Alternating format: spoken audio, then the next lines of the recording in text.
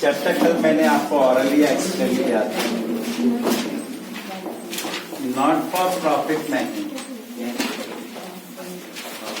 Not profit making organisation,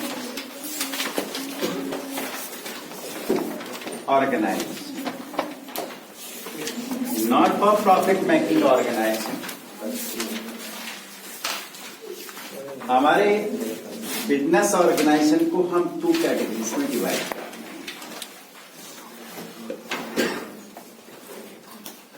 एक होता है प्रॉफिट मेकिंग ऑर्गेनाइजेशन,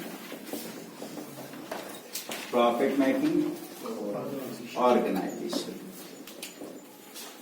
जिनका मेन मोटिव होता है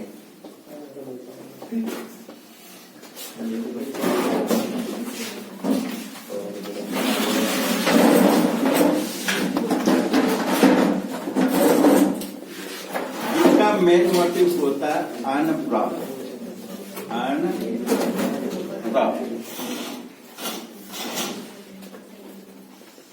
जिनका मेन मोटिव होता है अर्न प्रॉफिट, प्रॉफिट अर्न करना। ये इन्वॉल्वमेंट रखते हैं इन्वॉल्वड इन मैन्युफैक्चरिंग प्रोसेस या production process, buying and selling and goods. चुप हो जाओ रे तुम लोग। Buying and selling of goods, जिसको हम मैन्युफैक्चरिंग कंसर्न भी बोलते हैं, ट्रेडिंग कंसर्न भी बोलते हैं।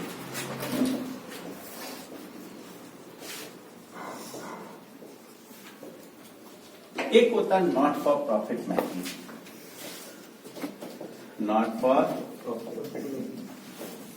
Profit making. ऐसे ऑर्गेनाइजेशन जिनका मेन मोटिव प्रॉफिट अर्न करना नहीं है, इनका मेन मोटिव होता है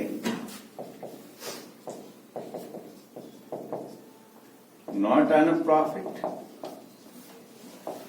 but service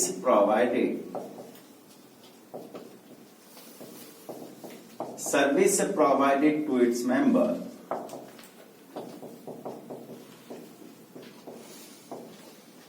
and to the public।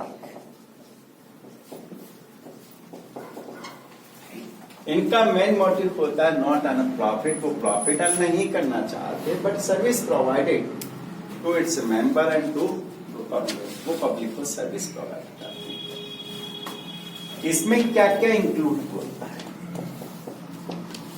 Include जितने भी रिलीजियस इंस्टीट्यूशन होते हैं, धार्मिक संस्थाएं होती हैं, जिसमें टेंपल, मस्जिद, गुरुद्वारा, चर्च सब शामिल हो जाते हैं। एजुकेशनल इंस्टीट्यूशन,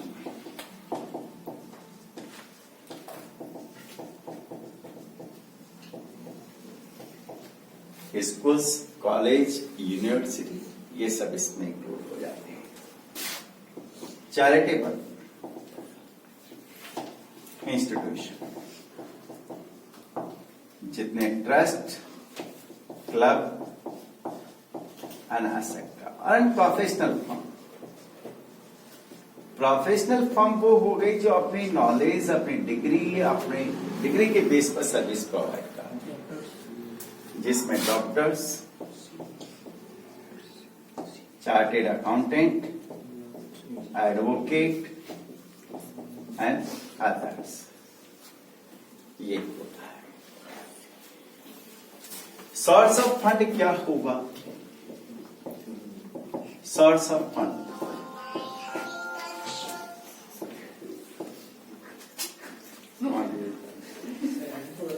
तो साइलेंट मोड पर डालते ना बेटा, सबको सुनाना है।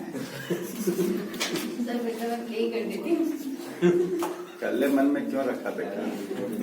सोर्स ऑफ फंड, हम जितनी भी एक्टिविटीज करना चाहते हैं उसके लिए हमें फंड की रिक्वायरमेंट है, और जब फंड की रिक्वायरमेंट है तो इनको कहां से मिलेगा? फर्स्ट होगा मेंबरशिप फीस,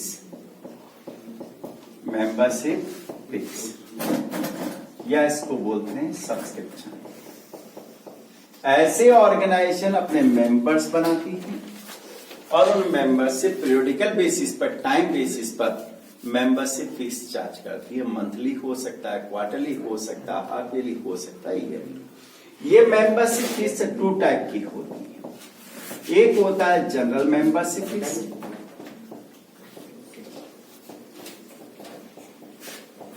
ये एवरी ईयर पेबल होता है, पेबल एवरी ईयर, हर साल देना पड़ता है। और एक होता है लाइफ टाइम यानी लाइफ मेंबरशिप फीस।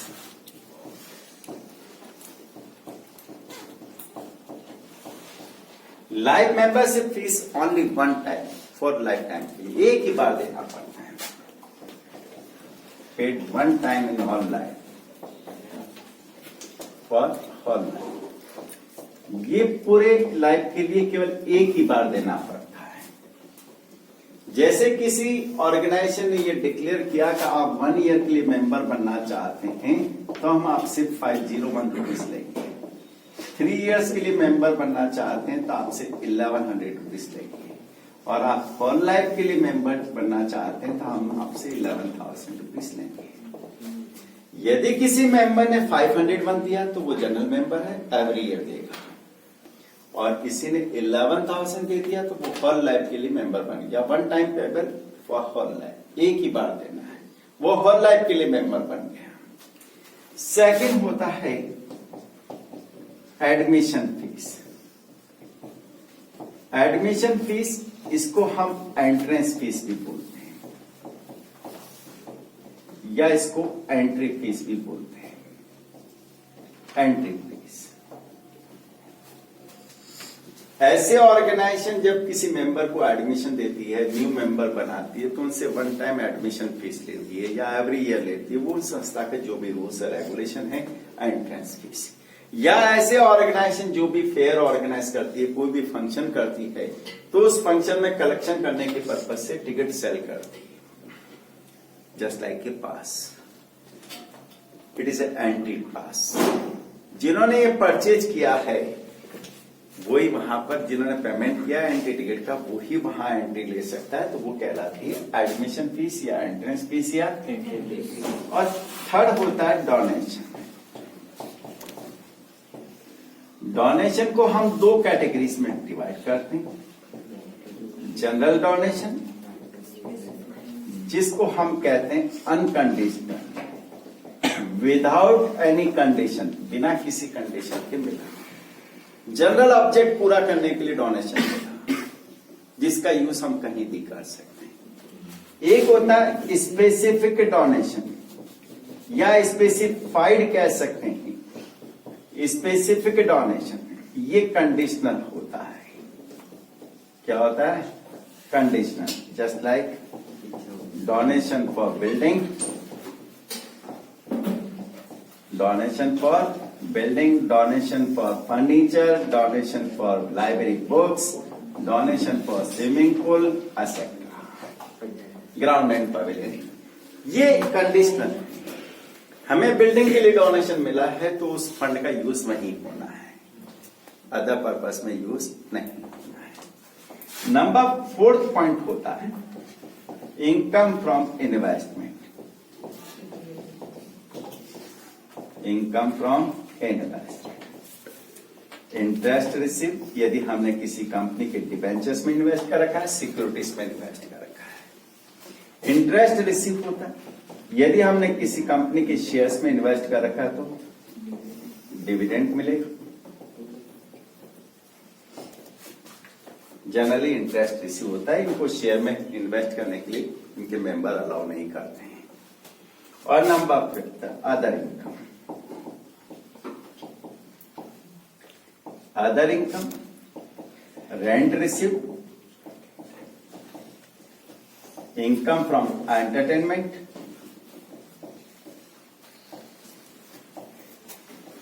और इनकम फ्रॉम एडवर्टाइजमेंट।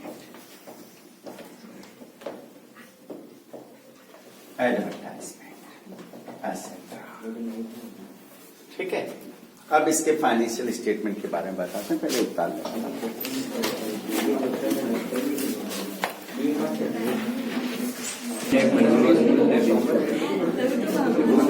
हाँ जी, ध्यान दीजिएगा। फाइनेंशियल स्टेटमेंट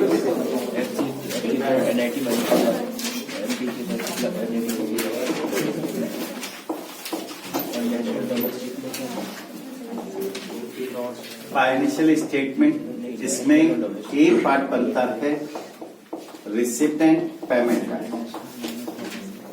ऐसे जितने भी ऑर्गेनाइजेशन हैं जनरली क्या क्या मेंटेन करते हैं वो एक अलग फैक्टर है।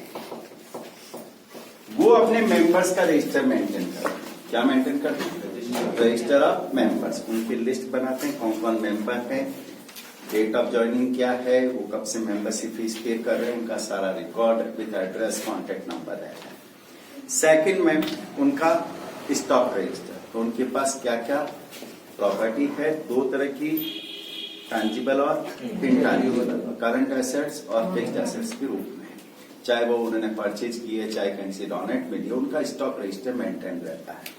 उनके पास क्या क्या कंज्यूमेबल गुड्स हैं, क्या नॉन कंज्यूमेबल गुड्स हैं, वो सब उसका रजिस्टर मेंटेन करते हैं। और थर्ड मेंटेन करते हैं कैश बुक, है ना। लेकिन हम फाइनेंशियल स्टेटमेंट में क्या बनाते हैं? Receipt and payment account just like a cash book. Then second income and expenditure account,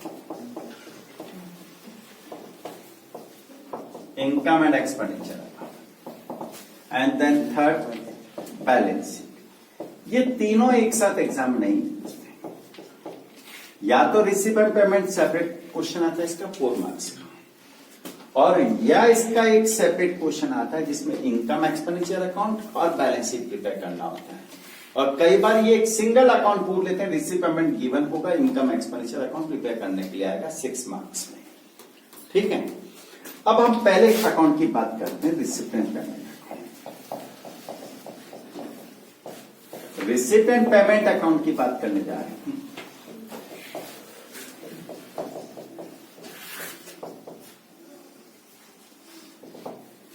ये at the end of the prepare होता है। कब प्रिपेयर होता है? Prepare at the end of the financial year के लास्ट डे पर prepare होता है। कब प्रिपेयर होता है? फाइनेंशियल ईयर के। ये पूछेगा कब बनता है, कब प्रिपेयर होता है? At the end of the financial year. It is A summary of cash book. ये कैश बुक की समरी है। किसकी समरी है? यानी कैश बुक हम डेट वाइज मेंटेन करते हैं, ट्रांजैक्शन वाइज मेंटेन करते हैं, और वहां उसकी जो भी समराइज्ड वैल्यू है, कंसोलिडेटेड वैल्यू है, वो हम यहाँ रिकॉर्ड करते हैं।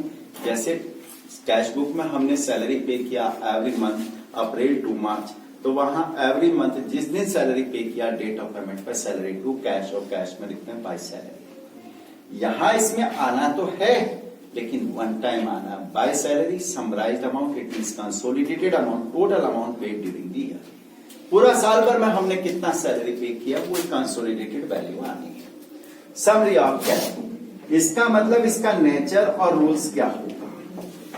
नेचर और रूल्स की बात करें, ये कैश अकाउंट की तरह बनता है, इसका नेचर कैश अकाउंट है तो इसका रूल्स भी कैश अकाउंट, यानी कैश इंक्रीज होता है तो डेबिट साइड में, और कैश डिक्रीज होता है तो क्रेडिट साइड, यही होता है। उसके बाद इसमें 2 साइड्स होती है, एक रिसिप्ट साइड जो लेफ्ट हैंड साइड बनेगी। किधर बनेगी? लेफ्ट हैंड साइड तो समझते हैं ना, very good. And payment side right hand side. अब रिसिप्ट साइड, ये अकाउंट जो है वो स्टार्टिंग कहां से होगा उसकी बात करते हैं। फर्स्ट पार्ट करते हैं रिसिप्ट साइड। रिसिप्ट साइड में क्या आएगा? रिसिप्ट साइड यानी डेबिट साइड कह दूं या लेफ्ट हैंड साइड कह दूं, ये स्टार्टिंग होगा, इस अकाउंट की स्टार्टिंग होती है starting from opening balance of cash and bank, cash और बैंक का ओपनिंग बैलेंस जो हम कैश बुक में स्टार्टिंग करते थे टू बैलेंस के लिए, कैश बैलेंस कैश कॉलम में, बैंक बैलेंस बैंक कॉलम में। एंड उसके बाद अब जो लाइन बोल रहा हूं वो ढंग से समझना। All cash receipt during the current financial year, during the current financial year, हमें करंट फाइनेंशियल ईयर में जितनी भी कैश रिसिप्ट होती है वो रिकॉर्ड करना है। Whether they are of capital nature, चाहे वो कैपिटल नेचर की हो, चाहे वो रेवेन्यू नेचर की हो, चाहे तो वो कैपिटल नेचर की हो चाहे रेवेन्यू नेचर की हो, whether related to previous year, current year and next year, वो किसी भी साल से रिलेटेड हो, चाहे वो प्रीवियस ईयर से रिलेटेड है, चाहे करंट ईयर से रिलेटेड है और चाहे नेक्स्ट ईयर से रिलेटेड है, लेकिन शर्त एक ही है, इस बात को ध्यान रखना, रिसिप्ट ड्यूरिंग दी, इस साल कैश रिसिप्ट हुआ तो इस साल का कैश बैलेंस इफेक्ट होगा।